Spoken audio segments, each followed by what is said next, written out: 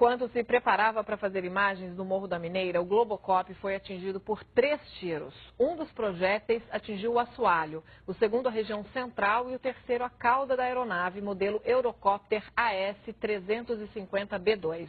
Um dos tiros afetou a dirigibilidade do Globocop e obrigou o piloto Antônio Ramos a realizar um pouso forçado no aeroporto de Jacarepaguá. Além do piloto, estavam a bordo o operador de sistemas Roberto Melo Reis e a repórter Karina Borges. Ninguém se feriu. A TV Globo está informando o incidente às autoridades policiais e aeronáuticas.